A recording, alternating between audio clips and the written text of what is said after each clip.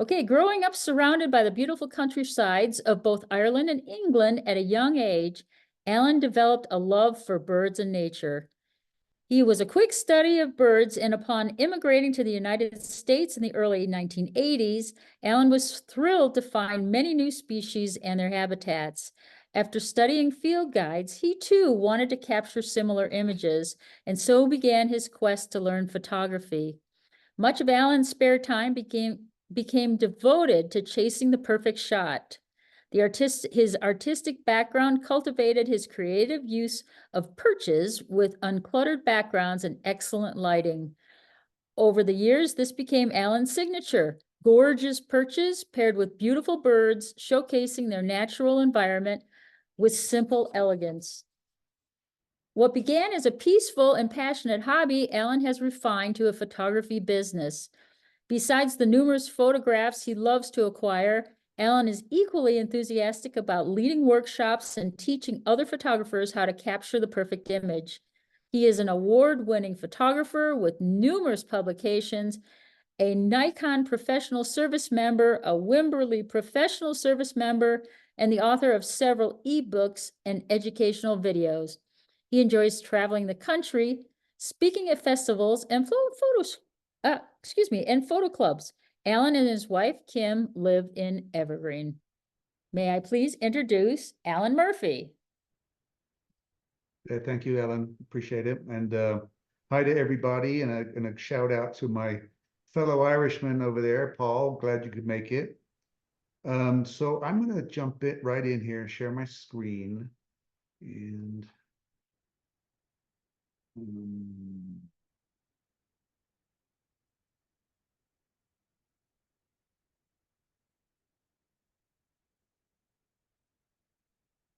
it's giving me a message saying screen sharing has failed to start.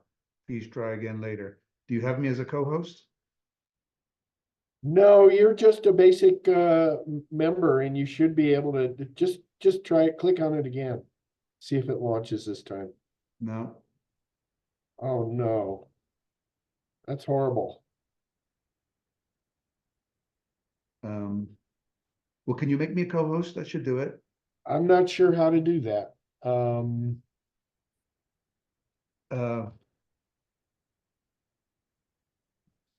get the Where is participants. that? Is that up at the top? See, I've never had to do that. Yeah. Okay, Alan, I see where I don't see how to make you a co-host, but I can make you the host. So I'm going to go ahead and do that. Okay. And I've changed that. You are now running the meeting. Okay. Share screen.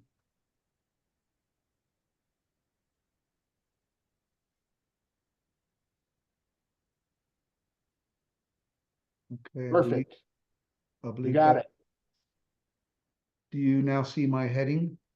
Yes. We do. Thank you. Okay, great. Thank you. All right, we'll jump right in. And I'm really happy to be back again and share some of these crazy ideas I've come up with over the years to get either me in front of birds or birds to come to me. So we're going to start out talking about hummingbirds. And I'm sure some of you have done some multi-flash hummingbird photography where you set up a fake background and using strobes to get really high quality images that you can get like this. These were done with multi-flash, with the background and so on.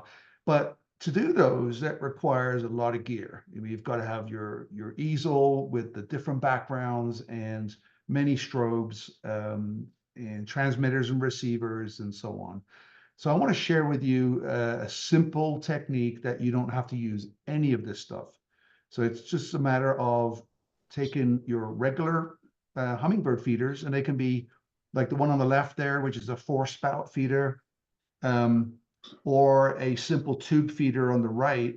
And what you want to do is you want to get it down low, and you can do this in your backyard or on your deck, but somewhere where the background is, which is the grass in this situation, is going to be the background in your image. So getting it down low allows you to control that you have the light on the bird is going to be the same as the light in the background. So you're not shooting up into some trees or sky, you're shooting down into the grass. So what I do, if, for example, if I've got a feeder that has multiple holes, I'll close all of them off so that I've got the hummingbird coming back to the same port every time. And hummingbirds are habitual. They'll do that. Even if you take the feeder away, they'll come right back to that exact same spot. So once you've got the hummingbird coming to this same spot in the feeder, and you can see the background is out of focus because we're using a very narrow depth of field here, because I'm not using flashes, I'm using ambient light. So the background renders nice and out of focus. So what I do is then I go find a flower, or you could go to the nursery and get a potted plant that feeds hummingbirds. And I just take a stem and I use these little tubes that you can get at the nursery that, we put the flowers in it to keep them fresh. And I also have these very cheap camcorder tripods that you can buy at Walmart or Amazon for $20, but they have holes in the handle. It's really important. So I just place the little tube right inside the handle, and that way I can adjust it really quickly. I can rotate it, I can change the height very quickly, I can lift the tripod up and put it further away or back, depending on how I want to compose this. So that's basically how I use that. You can also take a potted plant, this is a Turk's cap, and just move it into the position to where the, move it into position to where the hummingbird is going to come back to feed in that little port from the feeder. So the next thing I do is I have a little syringe that has sugar water in there, and I just put a few drops of that into the flower. And I know we're on a Zoom meeting, but I was hoping to be in person because I have a lot of these I was going to give away, and the little tubes that hold the water to keep the stems fresh. But anyway, you can get these anywhere online. There's multiple different kinds of applicators. They're called glue applicators or adhesive applicators. And I like the ones that have a very, very thin needle because they'll go into the smallest little tubular flower.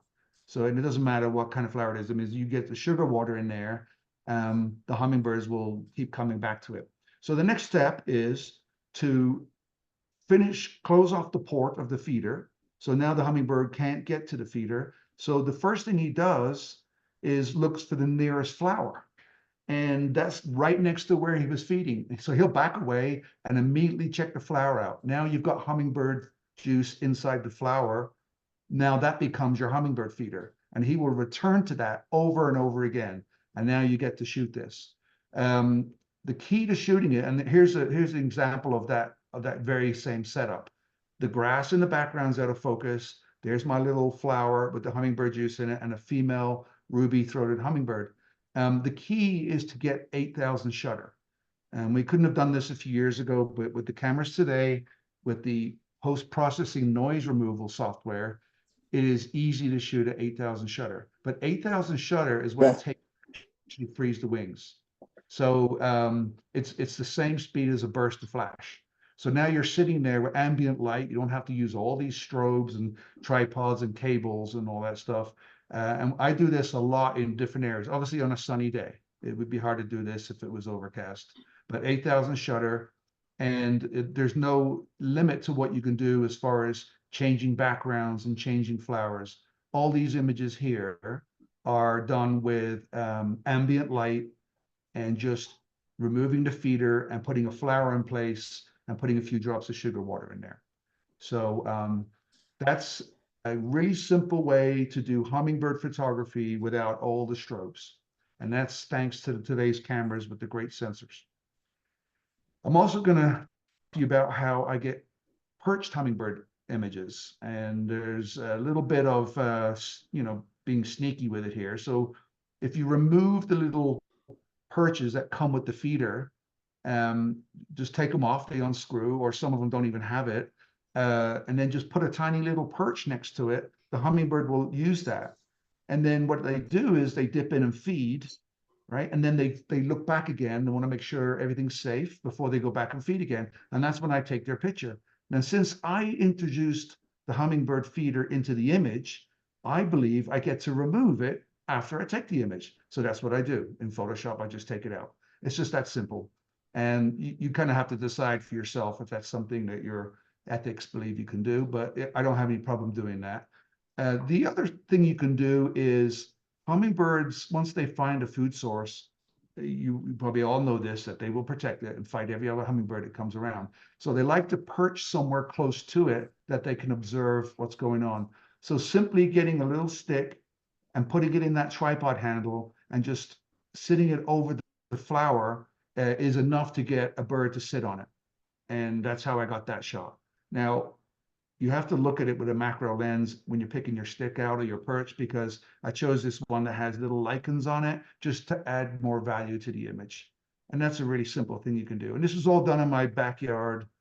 And when I was living in Houston, I had a tiny backyard and I was able to do, a lot of fun things there. I was up in Breckenridge one summer and I noticed rufous hummingbirds buzzing around out the back. So I put up a feeder and I just simply stuck a nice little perch above it and I zip tied it in there. And I knew once the bird started feeding on that, he would sit there and perch. And I was able to get that shot right there. That's a nice rufous hummingbird doing a wing stretch. And, I don't think I planned it.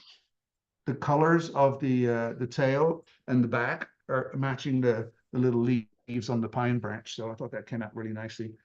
And then here's another one I did for our workshops here in Evergreen last summer. I just set up a little perch over the feeder and some greenery, and you can be as creative as you want. It's really simple. Broadtail hummingbirds, which are regular here every summer.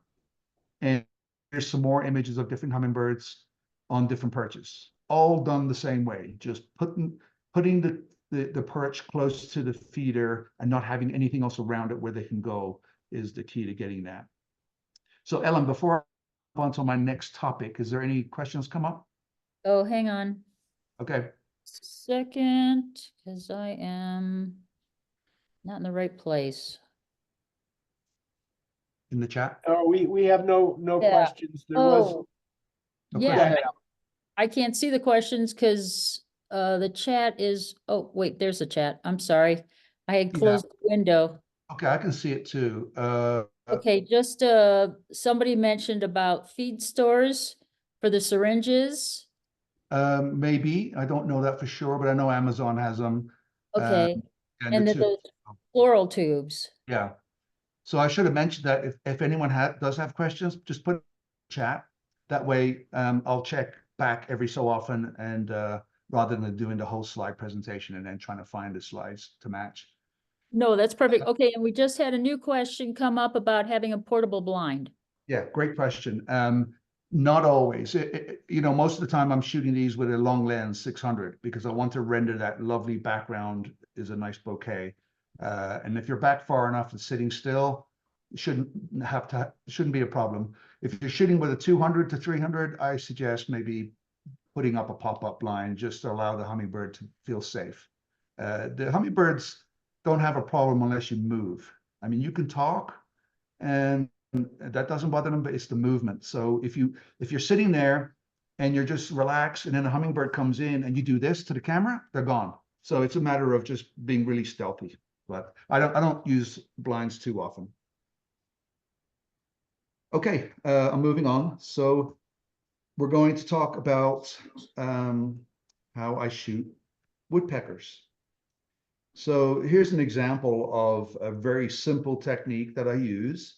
This looks like these woodpeckers are, 30 feet up a tree, but they're not. They're literally just feet off the ground. Same principle as the hummingbirds. What I collect old Christmas tree stands, and you can buy these after Christmas pretty cheap. And I have a bunch of them. And so what I do is I find a lovely stump. I gather these and collect them in my garage. My wife thinks I'm nuts, but I have a collection, especially these ones that have moss. I water them every so often, like they're like, and then when I'm ready to do a shoot, I bring them out and I can put them in the stand. And the nice thing about the Christmas tree stand is you can pick it up and move it wherever you want very quickly, and you can rotate it. And it's just a lot easier than trying to, dig a hole or find a tree and go to the tree and do it. It's a lot easier to do this. So you've got your stump with your tree stand. again, I'm using the ground as my background, and I will drill a hole into the side of this is a different stump, but just for principle to show you what I do, I drill a 1.5 inch hole in the wood, and I drill that down at an angle so that if I put suet or seed in there, it doesn't spill out. And there's the perch with the suet in there. I make my own suet, and you know, it might take a little bit for the birds to find it, your woodpeckers. But once they find it, they'll keep coming back there every day. And we have, you know, great woodpeckers here with the flickers and the sapsuckers and downies and hairies. And I have them on my deck right now.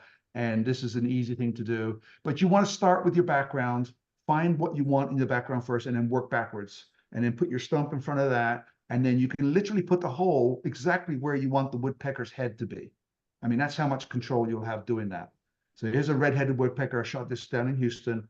And you can't see the hole because I don't face it to the camera. I face it to the side. So the woodpecker comes down, he'll creep down, and then just start feeding there. And you wait till he looks back and gives you a nice eye contact for the camera. So it's really quite simple. And I do this all over the country at my workshops. This is a acorn woodpecker in Arizona. This was a little downy woodpecker up in Alaska. And ladderbacks, you know, just using an old saguaro cactus there and just pushing the suet inside those little holes. And that's all that it takes just to get nice woodpecker shots. Now, to take it to the next level, if you know exactly where the hole is, because you chose where it is, you can add some greenery, and you can just zip tie some greenery to the bottom of the stump so that it just enters the frame and just gives it a nice little natural look. So this is more of an artistic interpretation for me. I have no problem doing this because I really enjoy it. But the hole, this is a Arizona woodpecker, the only brown woodpecker in North America.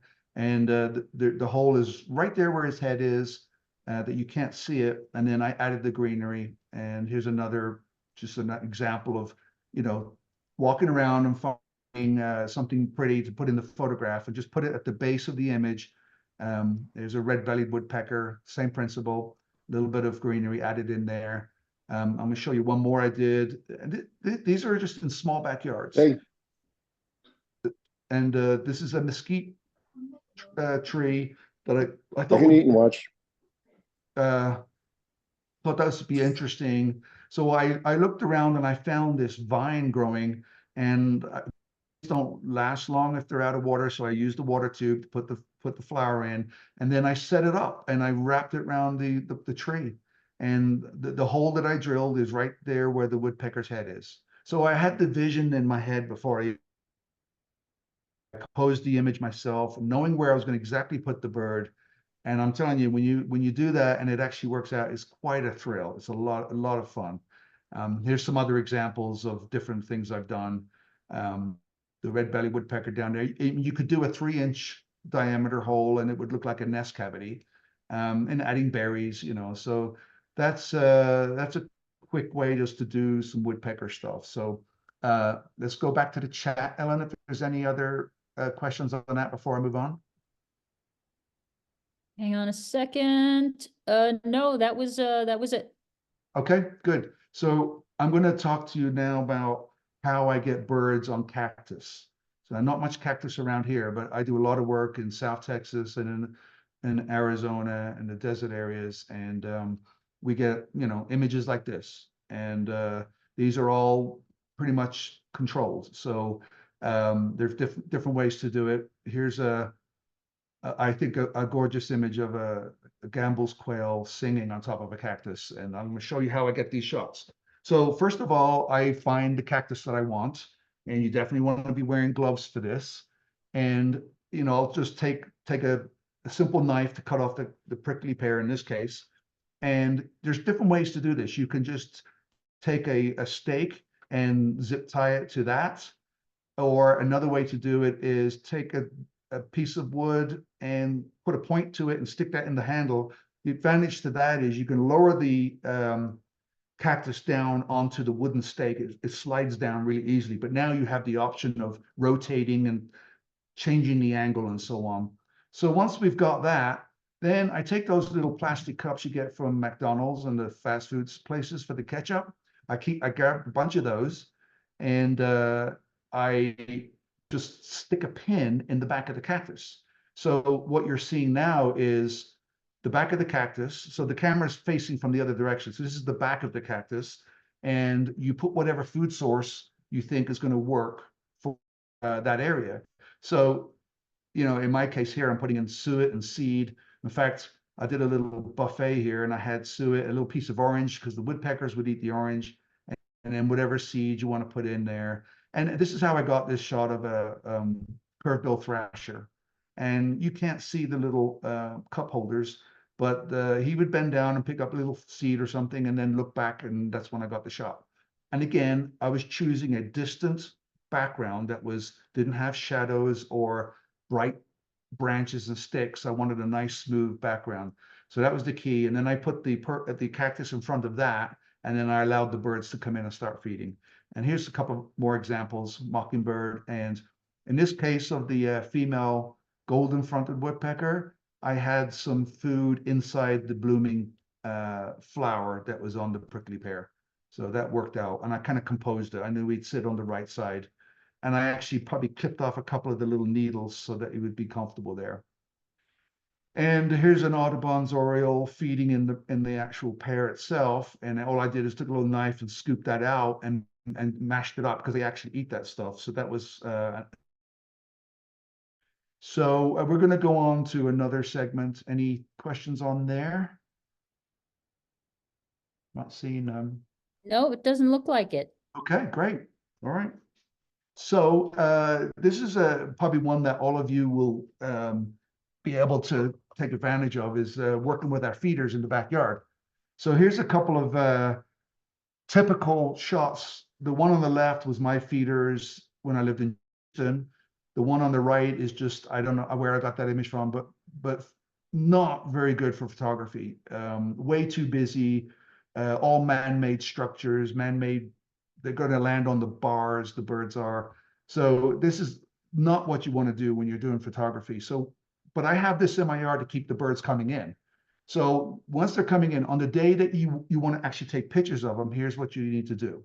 You take all these feeders and you take them down, put them inside, and you use a ground feeder, a ground tray. It's wide open. All the birds can see the food easily.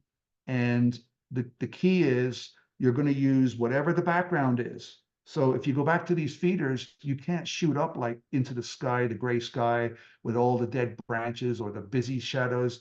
That would just make it very difficult. So using the ground, you get to choose if it's pavement or dirt or grass or snow. You get to control the background, which is really key. And you work backwards, like I said. So here's a simple way of, you put this down, put it away from the tree so that they have to fly out to it. And here's a simple, I just took a bottle brush plant and I just put it over the feeder and I waited. And that's how I got this blue jay. He just flew in, they land on there, and then, I got the image. Now, they'll pretty quickly learn to bypass your perches and go straight to the feeder. So here's an example of what happened here. I was trying to get a brown-headed nuthatch to feed out of the pine cones, because he would fly down, land on the branch, and then jump down into the feeder. So I figured, okay, I'm going to beat him at this. So I stuck a peanut in there, and I had different pine cones. So I put seed in there, sunflower seeds and peanuts, and all I could ever get was this. He would come in so fast and get out so quickly. He would grab that peanut and go. I dozens of images with just a piece of a bird. So I finally ended up having to super glue the peanut into the pine cone. And then that's how I got this shot. He would sit there and just chip at it and peck away at the peanut. So that was a pretty extreme example. But other things you can do is, especially here, we have snow, take a pine branch with snow on it and just put some peanuts on there above the feeder. And you can close off the feeder or take the food out of the feeder. But they're used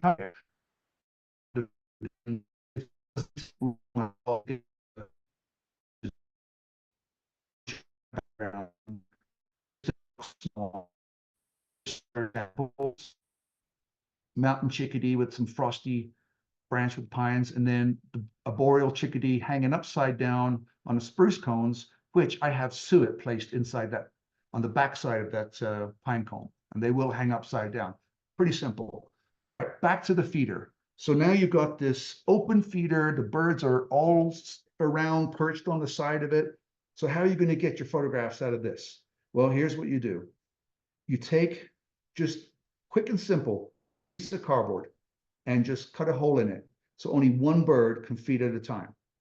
So what happens is, just like at the airport, when your plane is waiting to take off, only one plane can go and the rest are all staged and waiting. It's just the same with birds. They do the same thing.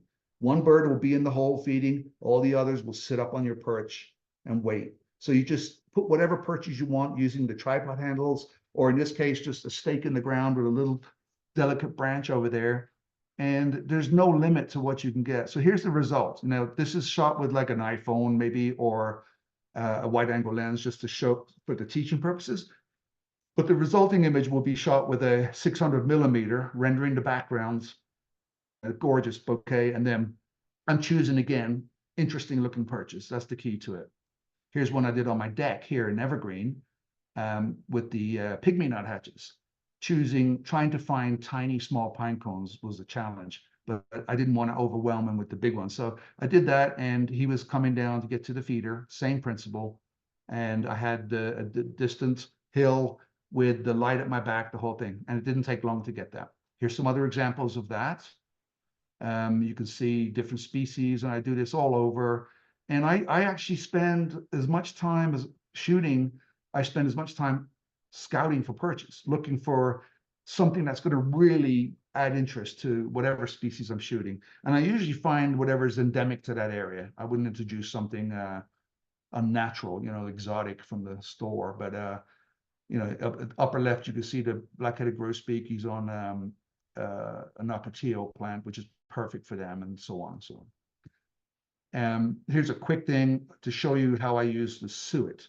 Because a lot of times when we're feeding birds, we look at food the way humans look at it, meaning that it needs to be big and visible, and that's not the case for birds. Birds will find just a few little morsels of suet, warblers especially. They're used to looking on the leaves and in the cracks of branches just to try to get a tiny morsel. So if I'm using a very thin, delicate perch, I'm only putting a little tiny bit on the back.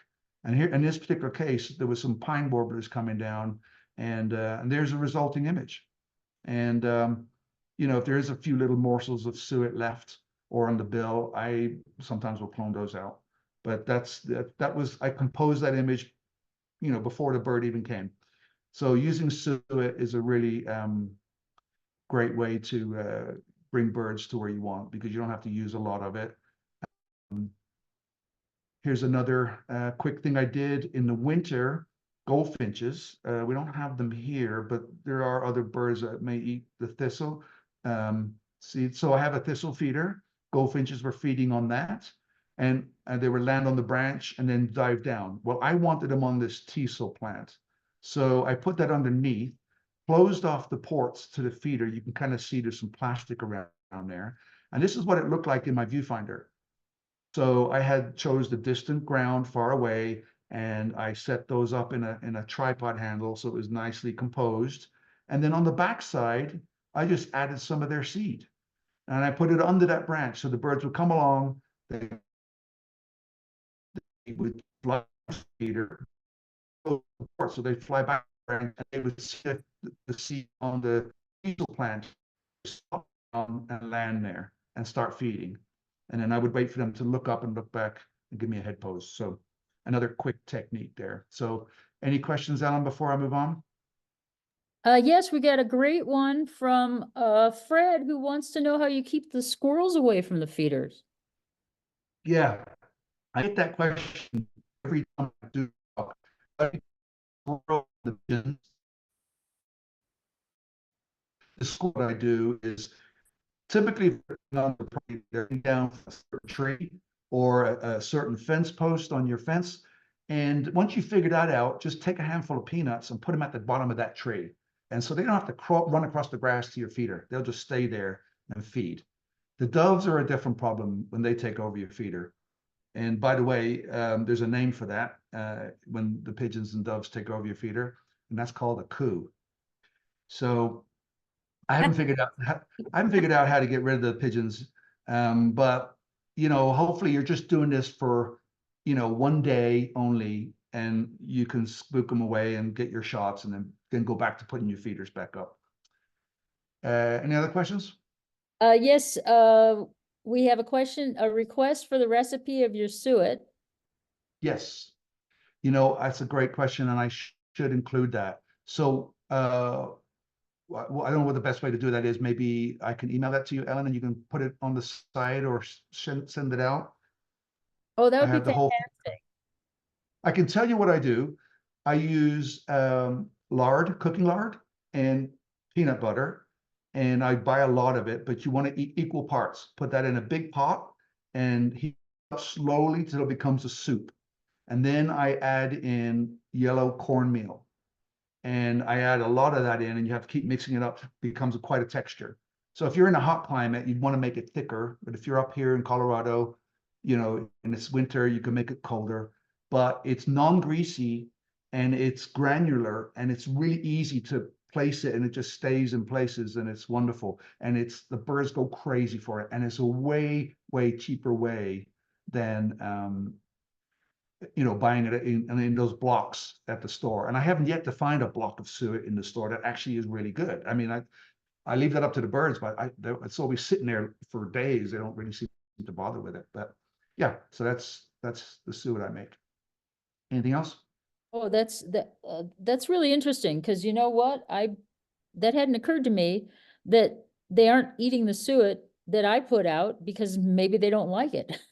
Yeah, I don't know what goes into those suets, but I can tell you this: the suet that I put out is gone in no time, and I make a lot of it, and it's way cheaper, and it's like to them. So I hope some of you do that and try it, because I think you'll be surprised how well they eat it. And I get everything, all the magpies and crows even try to get up here and do that, grab that. They're so crazy for it. That's and the nuthatches will actually eat it out of my hand. So that's kind of fun. All right. That's impressive. The only other comment we got is the fact that sometimes your audio is breaking up, but I don't know how what we can do about that. So, but just every once in a while, fingers is that crossed, you're hearing don't too, break Ellen? up. Are you hearing that too, Ellen? No, what? Are you hearing that it's breaking up as well? Oh, yes, every once in a while you're breaking up. It just, but it doesn't last long, and it's easy to piece together what you said, Okay. All right. All right. Yeah, I am talking fast because I have a lot to get through, but I'll try to slow down a little bit here. Okay, I was going to share with you bluebirds, and of course we have 3 species in North America, and I think other than the eastern, I know the mountain and the western bluebirds are found here in our area, which is wonderful. So there's different things I've done. All these 3 images I've taken. I'm going to just show you some crazy things that I get up to. So again, in this small backyard in Houston, I was shooting eastern bluebirds. Had a nest box in my backyard, and they were coming there feeding babies. And so the tripod that's at the bottom of the frame has this I've forgotten the name of that tree. Anyway, that perch is sitting in front of the nest box about 3 feet away. And the bluebird started landing on that before it, to stage before going into the nest box. So I was shooting it with that green background, and then I wanted to change it up. So I put all this beautiful, layers of that pink in the background.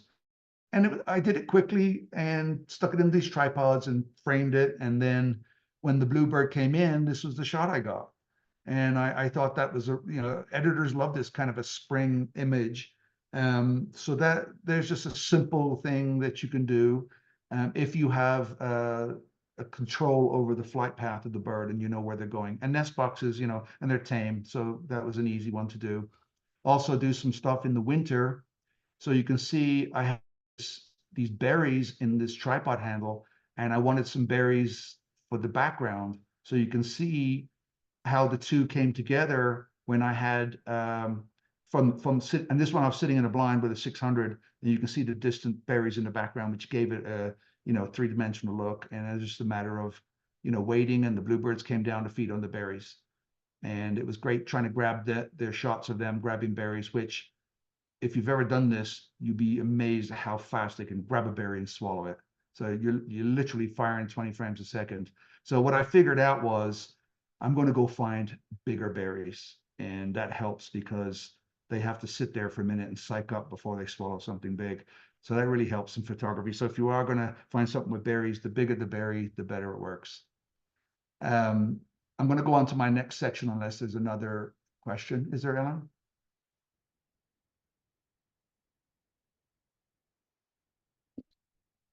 Ellen, are you there? Yeah, I'm sorry, I was taking notes, so I Okay. was off my chat screen. No, it looks like we're good. Okay.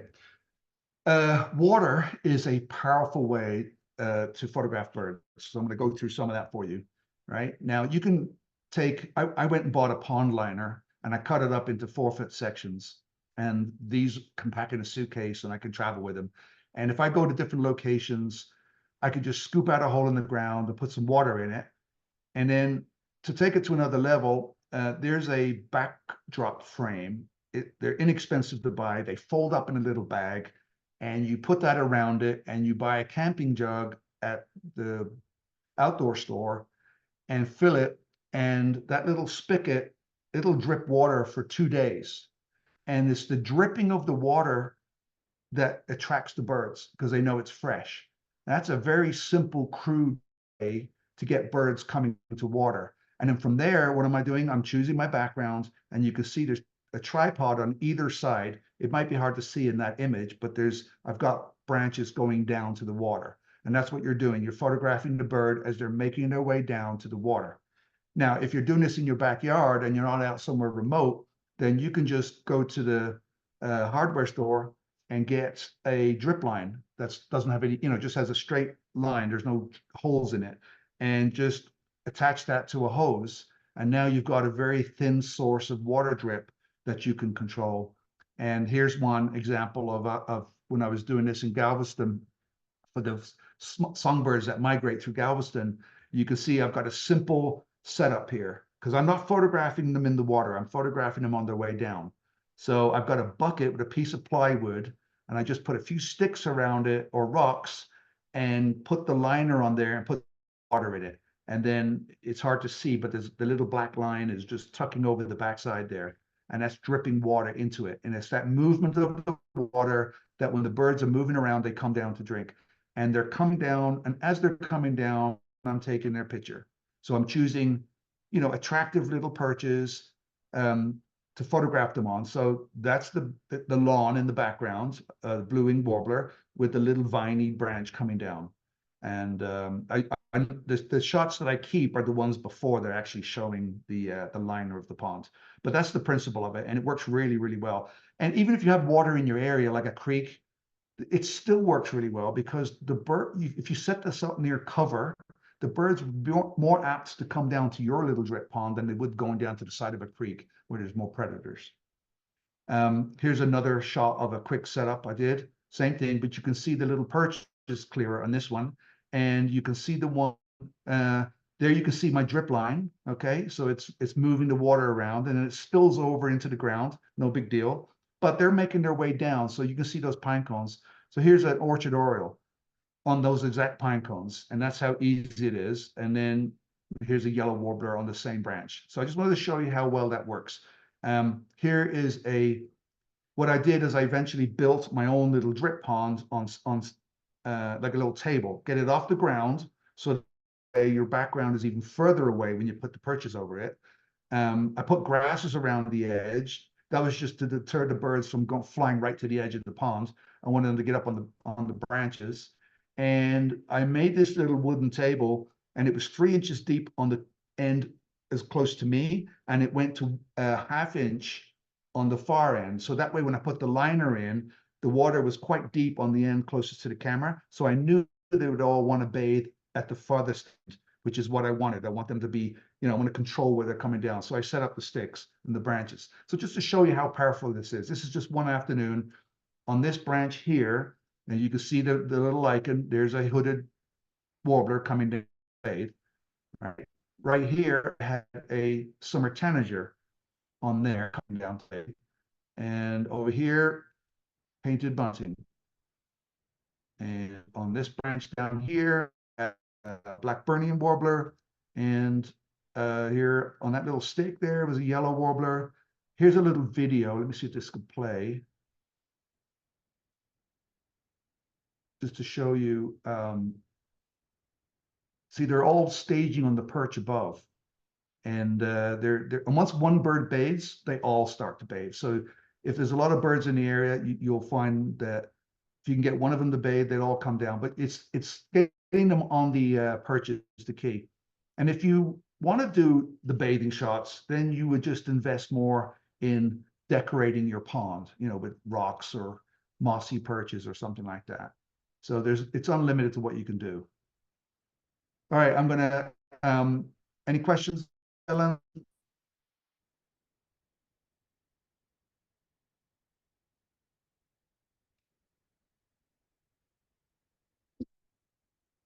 Ellen? I lose you all? Anybody? Can you guys? I can hear you. Oh, okay, you can hear me. All right, good. All right. Keep well, going. It's good. Okay, I'm going to move on. Using Alan, Yeah. could you not hear me?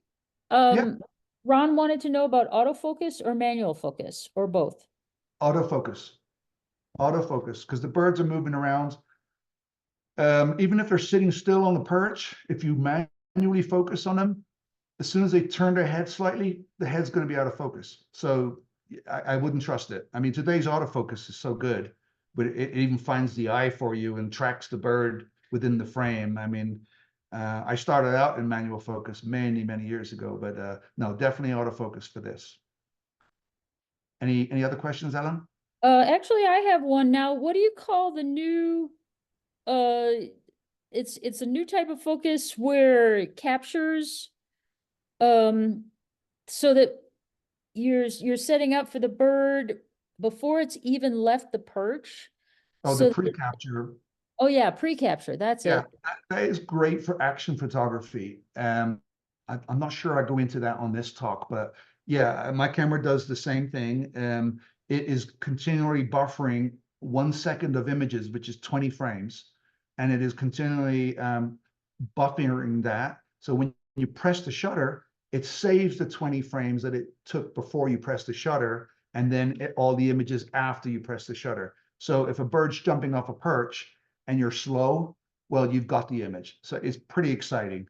I haven't quite used that yet because I shoot Nikon, and the pre-capture is only a JPEG version. I believe Sony has the RAW version, but it's exciting, and it's changing photography completely. So if you're slow on the trigger, that's a good way to do it. But we're just talking about perch birds here, so it's not quite needed. Any other questions? No, that looks like that was it. All right. Moving on. Hang on. I guess, wait a minute. There is, what kind of blind do you recommend? Okay, so Ameristrep is a company that makes a blind called Doghouse, a doghouse blind. I think even Walmart sells them. They're inexpensive. They're probably about $70. They fold up into a little bag, and then when you open it up, it pops up, and they're wonderful. They last forever. The inside of them is black, so there's no light on you, and they're waterproof, and 2 people can shoot in them, and you could just fold it right back up and go. I've got many of them. I use them and I've got bunches of them in different parts of the country, so when I travel, they're there waiting for me. So that would be my first blind I'd recommend. The second one would be a lens, one of those sheet blinds that you throw over. That it's all in camo. It's designed for photography. So it's like a big sheet. It has a hole through the front of your lens, and then it has a mesh opening that you can see out of. So you're undercover, and you're breaking up the human shape, and it's just like a blanket. And those are wonderful. And I cannot tell you the numbers of different species I've had actually land on my head wearing that, because it's you're completely concealed. And that's another great way. If you're traveling and hiking, that's a good one to have. Anything else? Okay, I think that was it. Thank you. Okay. So using fruit is powerful. And I mean, here's a couple of quick things to do. Most people, when they put oranges out for birds, they put them out like this, where the source of the orange is facing upwards. So if you want to use it for photography, turn the orange upside down. So that way the bird has to come up from beneath to get to the food. And so in this case, the woodpecker's pecking at the orange, and then every couple of seconds he comes back down and looks around to make sure it's safe. That's when you get your shot. And all you can do is just clone out the orange. You get that shot. Really simple. Okay. I buy these, I think they're called tomato steaks. They're for I'm not even sure what they're for, but you get these at Home Depot. They're inexpensive. The birds can't really grip on them very well. I just stick them next to a branch. If I want a bird to feed on that orange, you know, I get him as he's on the branch trying to figure out how to get down there.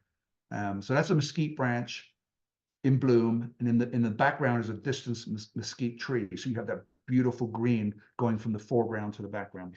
So I'm always considering my backgrounds when I'm doing all this stuff. All right. Another thing to do with oranges is instead of cutting them into halves, cutting them into strips, okay, and then folding out that strip so you have 2 or 3 inches of orange, and then stapling it to the back of your perch. And that's how I got the golden fronted woodpecker there. There's a strip of orange that's hidden all the way down. And here's just setting up it was a peach tree in this yard that I was shooting at on the upper Texas coast. And I noticed the birds were feeding on some of the ones that were ripe. So I took one of the branches and then I just cut a little hole inside the lowest peach there and just set it out over the water drip that I had. So I knew they were coming down to bathe and drink, but when they came down on this branch, they would start feeding.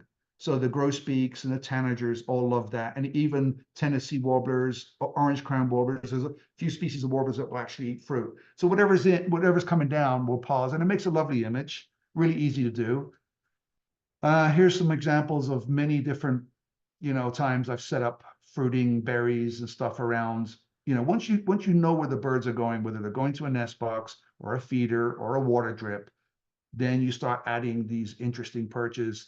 And it's always a bonus when the bird picks up a berry and has it in its mouth, and then you can get those images. By the way, the upper left image, that's a pyracantha bush. That is a fantastic bush if you can get a hold of it for bluebirds and anything, because the berries are way big and they hold on to them for quite a while. So you're not rushing to try to capture that shot as they're flipping it around. Here's some more. Bluebirds love the berries. All flycatchers eat berries. So if you have flycatchers in your area, that works out really well.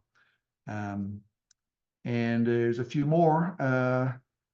The upper right one is a mulberry bush tree, and the mulberry leaves are huge and you could hardly see. So I plucked off a few of the leaves on that one just to give it so it wasn't competing with the bird.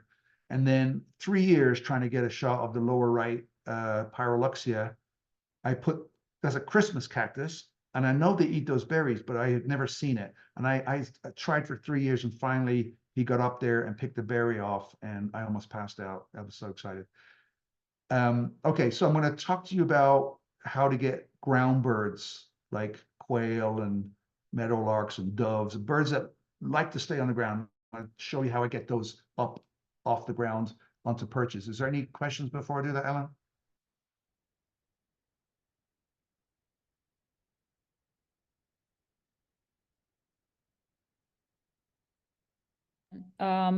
Matt is asking about a mulberry, but I believe you said mulberry. Is that correct? Yeah, mulberry tree. Yeah, they have those down in Texas. I don't know about up here.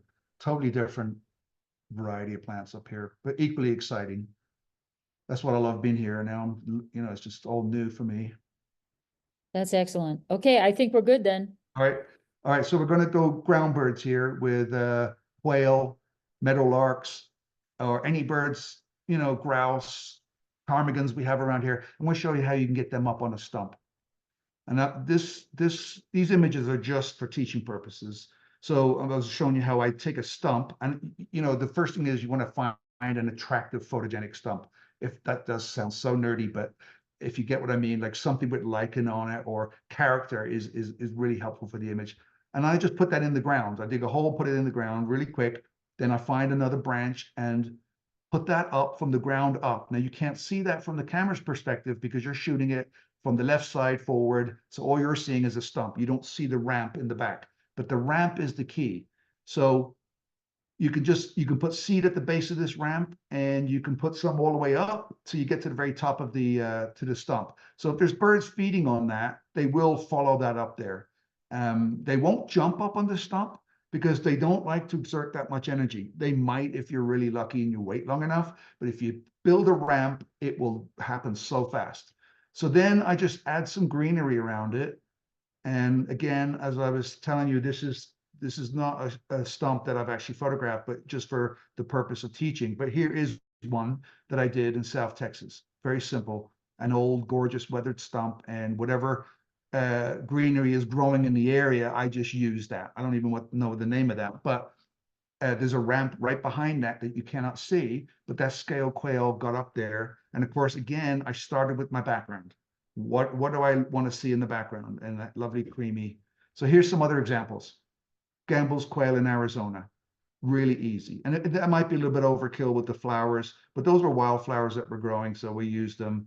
Or the bobwhite on that. Bobwhite is an eastern species, so he's more likely to be on a stump that has lichens and fungi, whereas in the desert you wouldn't switch those two out. It wouldn't be correct. I was up in British Columbia and I found this mossy rock, and I just stuck some of the greenery around that I found lying around, and the female California quail. And then I took the stump again, that rock, and I changed up the vegetation. And then the male got up there, two completely different images in the exact same spot, just by changing up the background, throwing a few fall colored leaves in the background. Another species, even though they're small and they fly quite a lot, meadowlarks, they run around on the ground, and most people photograph them on fence posts. And that's fine. I don't like to use any hand of man in my images. So, I always wonder, what did they do before we put fence posts up, So if you find a field where any of these birds are singing, and you just go stick a branch out there and leave it for a few days, you come back, I guarantee you they're going to be on there singing. So that's exactly what I do. And then just choosing the vegetation around, and then you can just sit there and wait, because it's a habit. Usually I drive up and they're sitting on that. So that's another way I do it. And both of those meadowlarks have a ramp in the back, by the way, tiny little stick that's going from the top to the ground.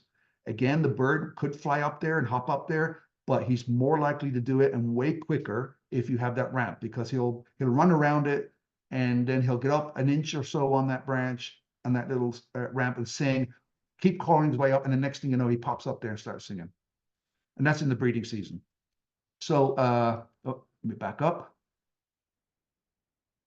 Here's a couple of thrashers. They're always on the ground, very tough to get up and out of the open. So just putting low ground, stumps and pieces of wood and decorating it with whatever's growing in the area makes for a nice image. And then this one's only, 3-4 inches off the ground, but it does make a difference than just shooting them on the dirt. And had a clay colored thrush at one of my workshops, and we used the same branch, but just to show you how different it can look, just changing out the vegetation. And all this was growing in the area within 20 feet. So I looking around what's around there.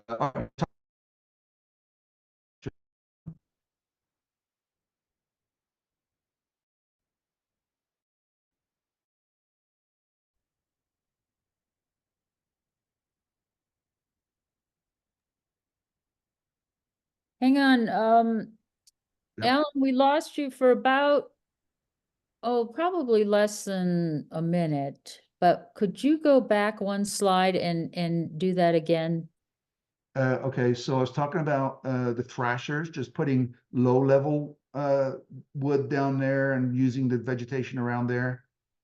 And then this was a clay colored thrush at a workshop in South Texas on the same branch. All I did here was changing out the vegetation to get different looks. Really easy, a lot of fun. So all that stuff was growing within 20 yards of where I was set up. So just having an eye for that, what's going around, and creating the perches and making it more interesting. Is that good? You heard that? Did I cut out again? Nope, heard you. You're good. Yeah, okay, hang on, I cut out for a second there. Robert had an interesting comment that he has an old stub that he was gonna remove, but now he's gonna keep it. So, Yeah. so you've inspired him not to lose his stump. There you go. Good for you. Yeah, Okay, definitely. That's inspiring. Any other questions? no, that was it. Okay. So nest boxes are a great way to do photography. So, there's all kinds of nest boxes, but what I do for photography, for example, the one on the left has that lip over the top. And I cut that lip off, and then I will go around and find some old lumbered trees. And usually what you'll find is they'll be rotting away and the bark will be falling off. So I find some of the bark. In this case, it was probably pine. And I bring that home and I cut a hole in it, the same size as the hole in the nest box. And I put it together, just screw it on there, and I leave it. So if a bird's going to use the nest box, they're going through this hole in the pine and coming out through it, and it looks just like they're in a tree. So there's the nest box with the pine in front of it, and two baby screech owls are getting ready to fledge. And that's the raw version, but there's the shot after I crop it in and jazz it up in Photoshop. And it's just an adorable way and a fun way. And you can do this with multiple species. I mean, bluebirds or whatever. You can get as creative as you want. And it's work, but it's just a lot of fun to use that. So I am going to talk to you about open grassland birds, birds that are wild out in the open. And we have a lot of open space here in this area in the state. And, the bluebirds, some of the flycatchers and so on. Here's an example of, when I was down in Texas, this was an open area. And there's a lot of different species out there, phoebes and stuff like that. So what I do is those tomato steaks I was telling you about, they're inexpensive, and I just zip tie some perches to it, and I stick them out there and I leave them for days.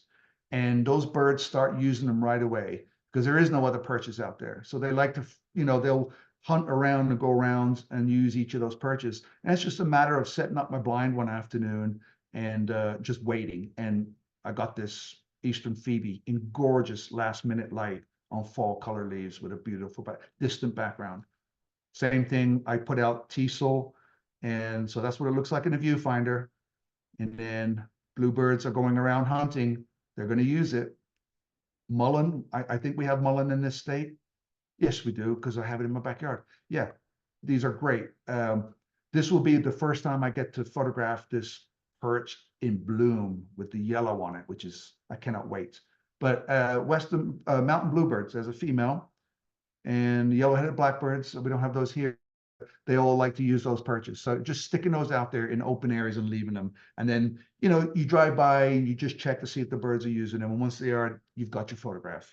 There's some other examples of, I've done this for swallows, and shrikes are a tough bird to get photos of, but shrikes will use 6 or 7 perches throughout the day, and they circle them and they spend so much time on each one, and they just repeat that. So if you introduce a perch to them, they will use that, or find one of them that they use, and then you go back and wait.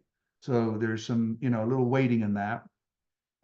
Here's 2 species I shot at the Rocky Mountain Arsenal Refuge, which you all are familiar with, I'm sure.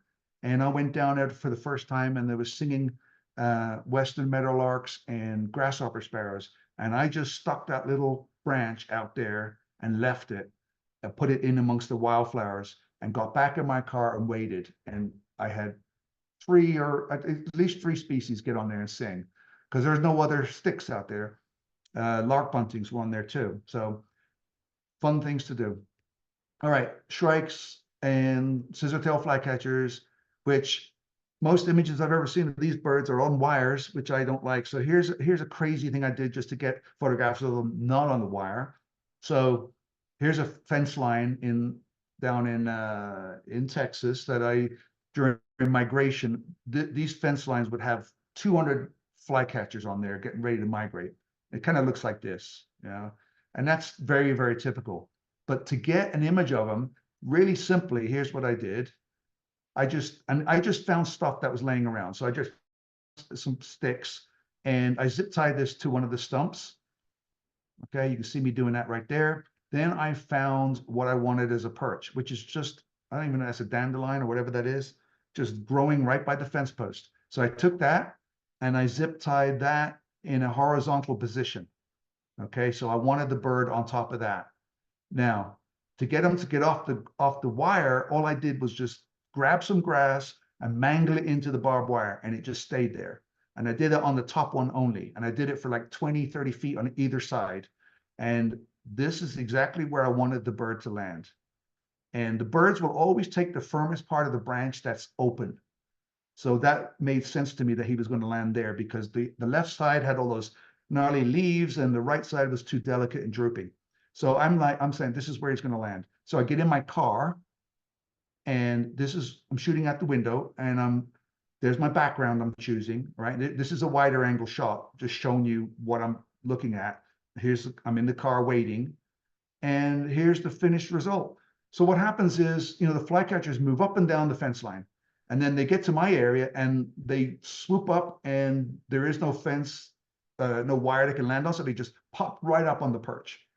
And a lot of work to do. It's quick, but maybe that's not what you're into doing. I just set up a little perch, but way better than barbed wire. So that's another technique I've used. So I'm about to go on to water birds. I might be running late. So is there questions? So I keep going.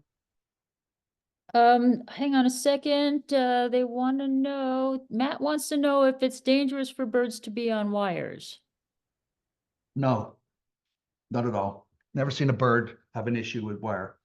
I mean, they land on branches with thorns, so they know exactly where the barbs are. They have no problem with that. Unless it's electrical, but I haven't seen them have issues with that because they're not grounded. Any others? That's a good point. Nope, that was it. Okay, so water birds. All right, I have a very strong opinion about this. So here's an example of a dowitcher feeding in a very shallow water. And I'm standing up. You can see me there on the left, standing up, shooting that bird. And this is a perspective from a human, right? We're 5 feet, 6 feet tall, whatever we are, looking down on the bird. That's the way humans see birds. So this image, to me, is more about the person and the human than it is about the bird, right? And because you're shooting down, the angle of the water is going to show more, because the depth of field is going to gather more of that water in the frame in focus. So you get a busier background. Now, if you can get down low and lay down the same bird on the same water, you get this kind of shot. The difference to me is huge. The lower image is more about the bird than it is about us. So getting down low, you're at the same level as a bird. Now you're in their world. So this is what they see. They see each other like this. And that's what you want to show the viewer, not the top one, the bottom one.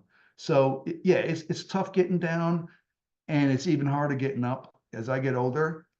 What's really exciting now, as I was talking about earlier, is that I can shoot now with the LCD screen and just hold my lens hanging down without having to get down on my belly anymore, and then do the same kind of photography. But once you capture images at ground level like this, you won't go back to shooting them. It's night and day. So I wanted to share that with you, and then just pass along some examples of some of my participants shooting, down low.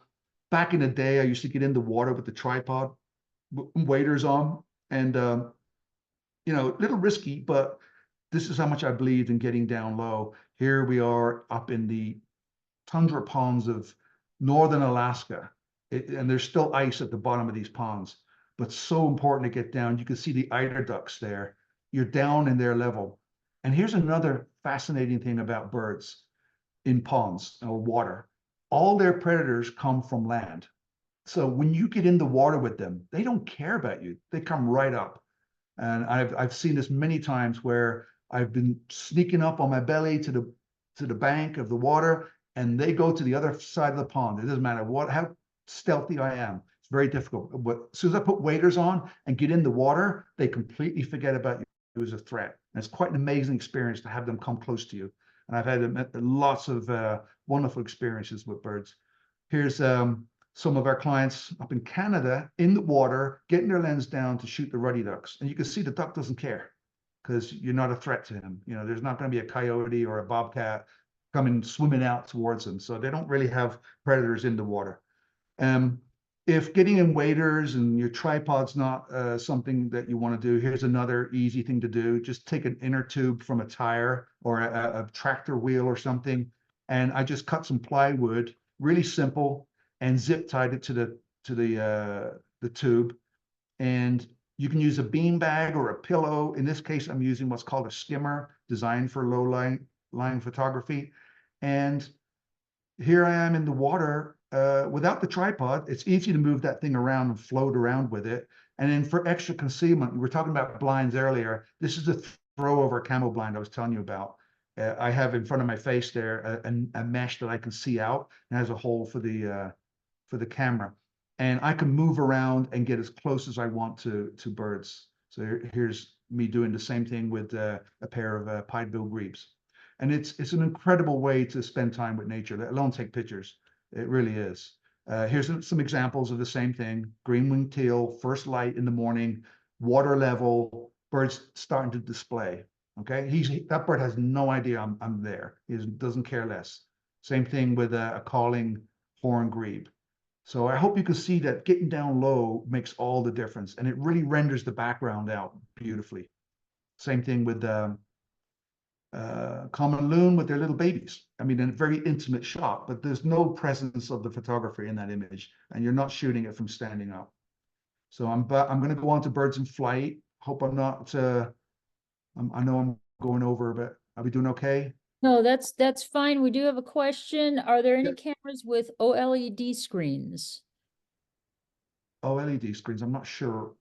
I don't I know. can't help you with that. Maybe Matt, maybe you can elaborate on that because he would like a recommendation. Yeah, I'm not familiar with the different types of screens. I just know they're easy to use now, especially with the autofocus pretty much doing all the work for you.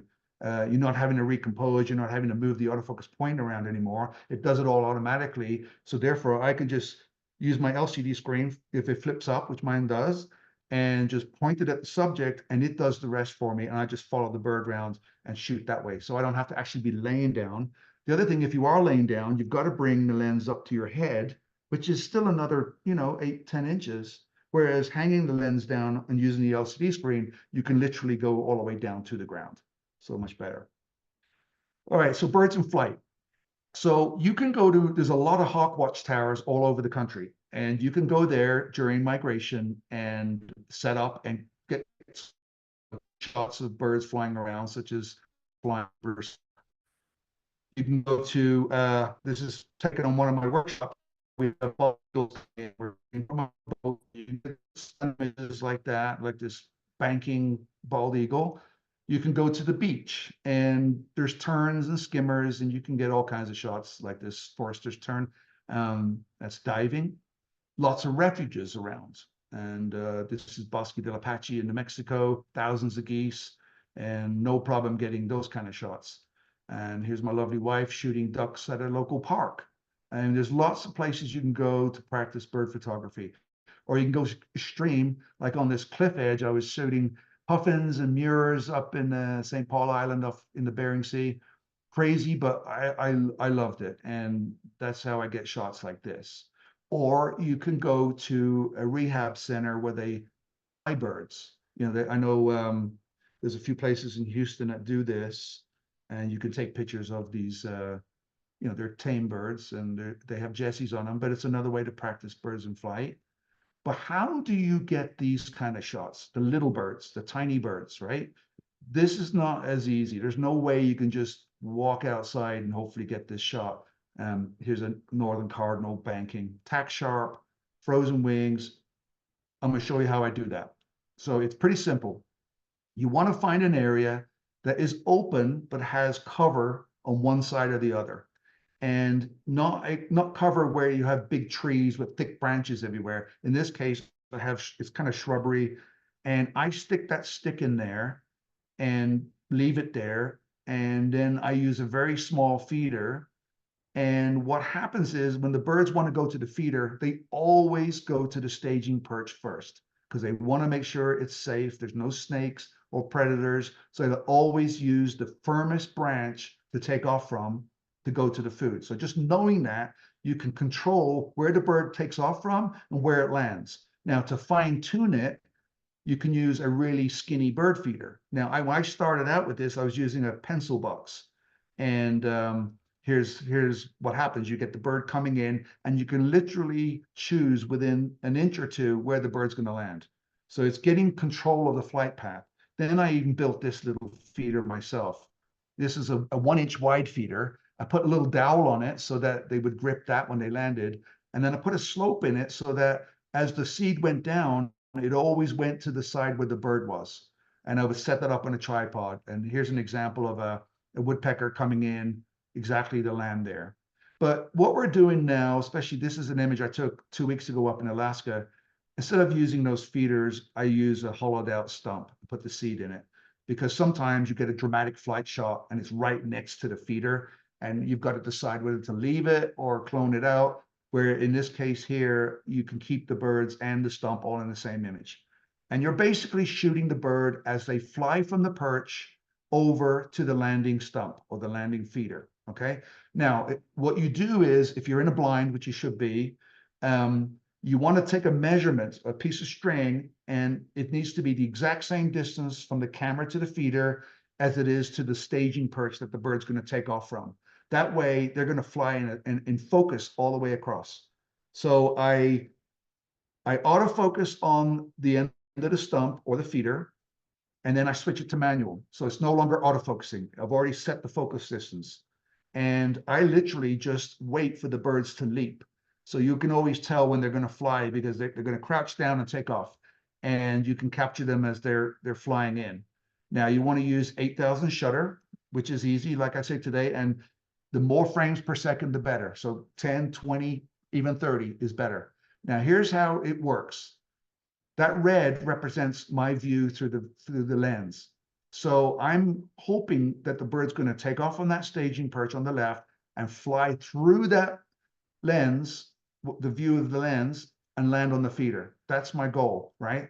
So if I choose to, I've already autofocused, so it should be in the same focal plane.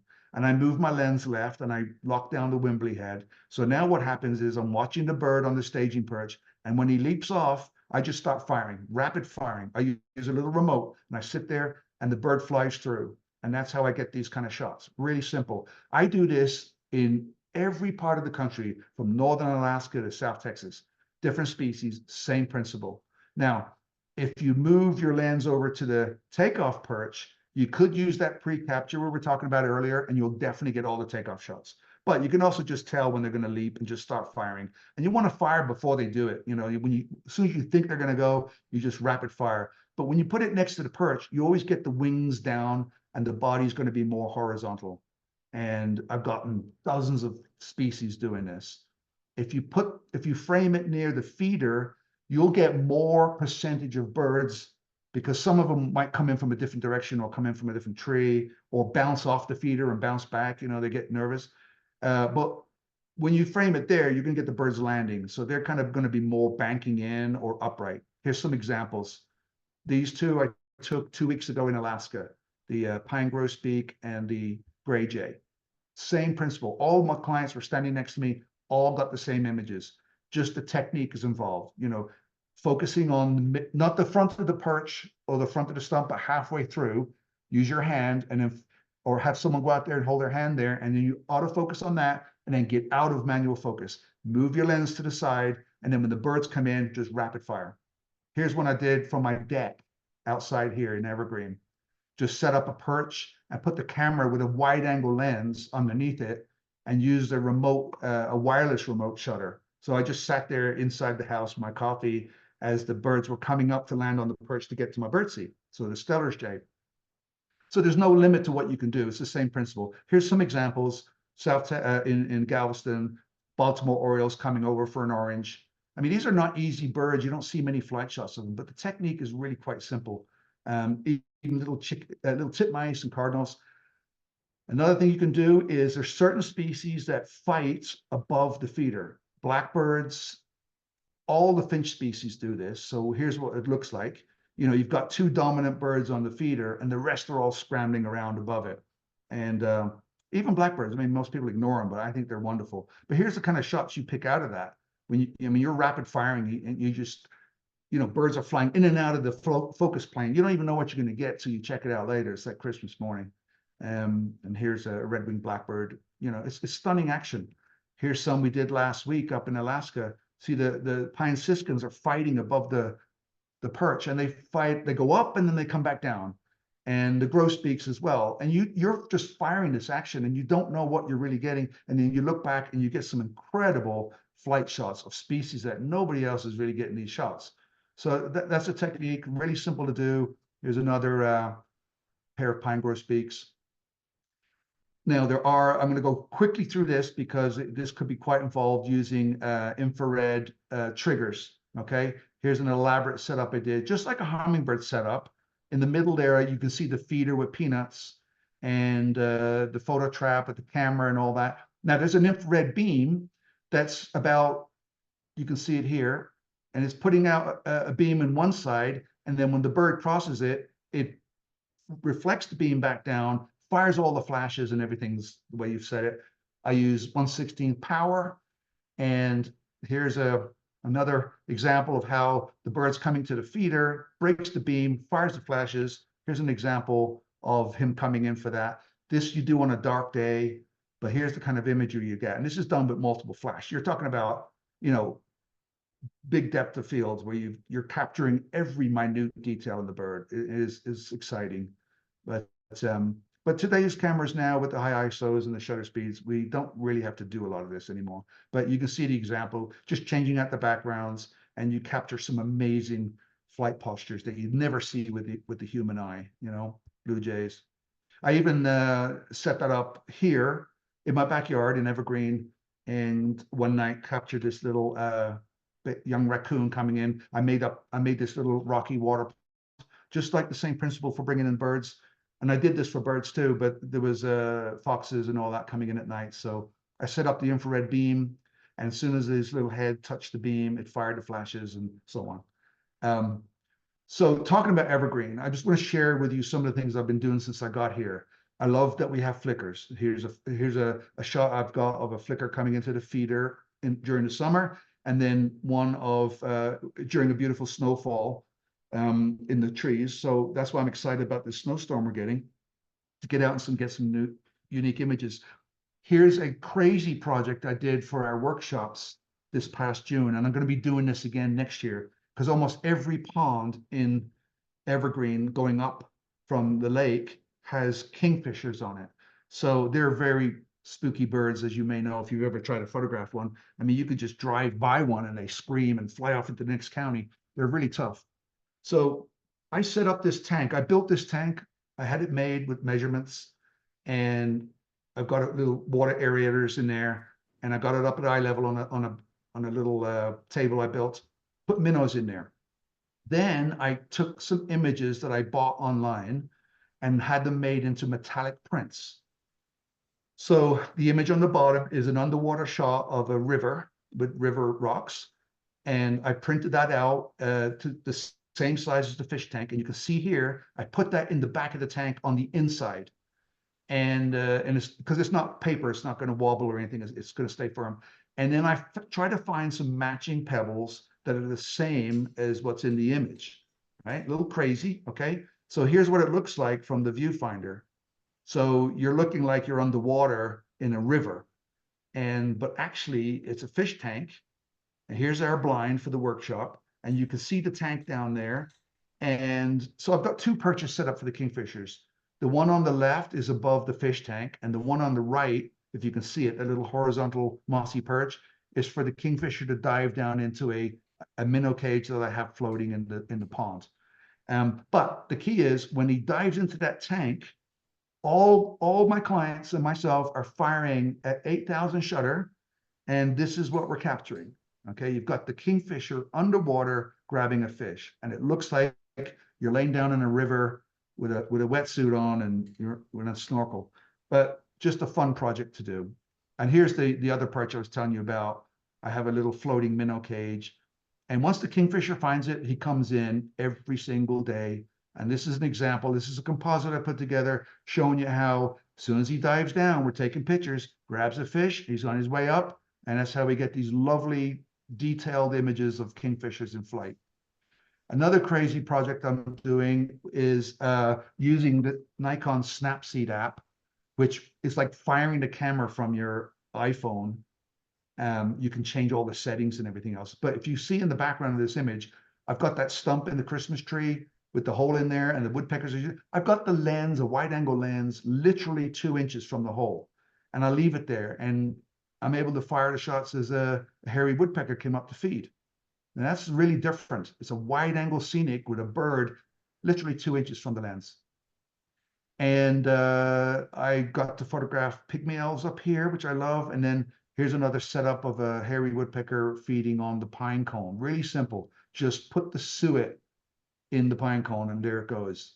And then the craziest image I've taken this year since I've been up here is, you remember we had the really big full moon a few months ago? Well, I was shooting the moon with, I have a 600 with a built-in 1.4 teleconverter, and I also put on an additional 1.4. So I had over 1100 millimeters of focal length shooting the moon. And I noticed as I was shooting the moon, there was a bird way off in the distance flying across the moon. And I grabbed a few frames, and I believe that to be a migrating swan, because geese don't fly alone, cranes don't fly alone, swans do. And so there's a whatever species of swan that is flying in front of the moon, my craziest bird photograph I've ever taken. So I'm going to finish there. Just so you guys know, all this information I have in ebooks and videos, and there's a lot more on there if you're ever interested. That's my little shameless plug. If there's any questions, Ellen, I'll take those. I'm sorry I ran over. There's still a lot more I'd love to share with you, but if you have any questions, you can reach me on my website. And by the way, if you guys go on my website, alanmurphyphotography.com, sign up for my newsletter. I'm about to send one out tomorrow that shows you all the stuff I did last month in Alaska and a few other things. And by the way, if you're a Nikon shooter, they released a new firmware update for the Z9 today. So thank you. Any questions, Ellen? That was fantastic. And I have a Z8 and I just upgraded my firmware last week. So Well, you'll enjoy the pixel shifting for your landscape photography with that. oh yes, I saw that. I haven't Yeah. had a chance yet. My biggest problem is that now Lightroom is not recognizing my tether. So yeah, is somehow when I upgraded, they don't shake hands anymore.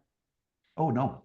Yeah, that was quite a shock when I was trying to tether and it wasn't working anymore. So that's been my focus. We do have some questions. Someone wanted to know the name of Snapseed, and I just said it. Snapseed is or not Snapseed, what SnapBridge Snap. for Nikon. Yes. Get them all mixed up. Nikon SnapBridge. If you And have Bluetooth in your camera, it works just like that, and you can operate a camera from an iPhone or an iPad. It's so much fun. okay, I've had trouble with mine, by the way, if I'm in a place that doesn't have Wi-Fi or good cell service or anything. No, no, no. You don't need that. It works off the camera's Wi-Fi and Bluetooth. You don't need your home's Wi-Fi. You can do this anywhere remotely. Oh, okay. Okay, that's good to know then. Thank you. I was Yeah, giving up before I needed to.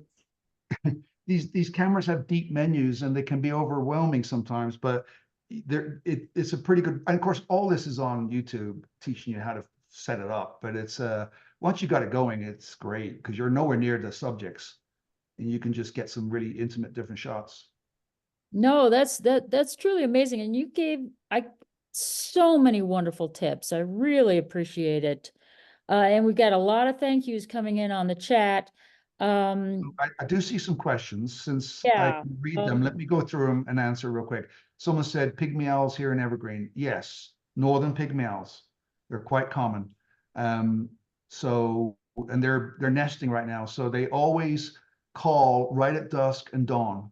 So they call right before they wake up and start hunting, and they call right before they go to sleep. So it's a matter of hearing where they are and then trying to track them down.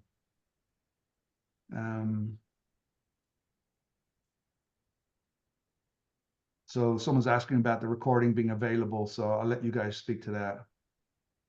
Yes, it will be available on our website. Tom, it's how long for that?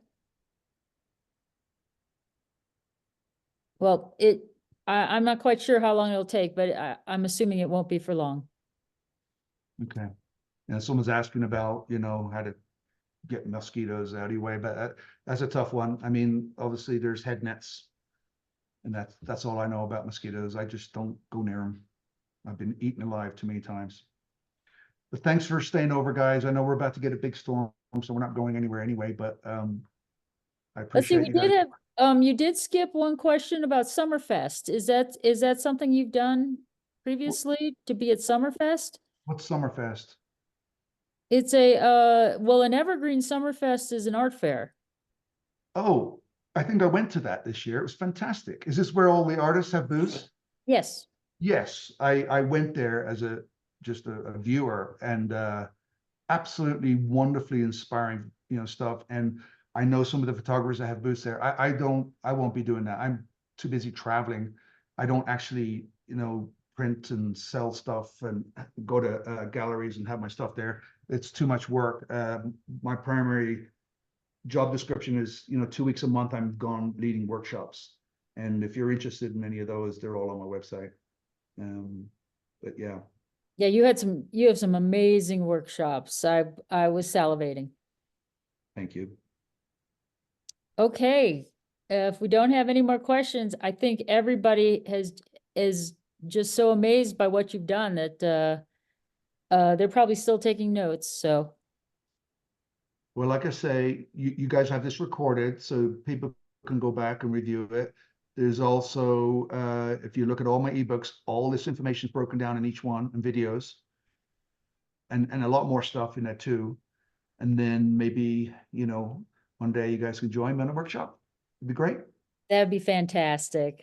Well, thank you so much, Alan. That was truly inspiring. Thank you, Alan. Thank you, guys. Appreciate it.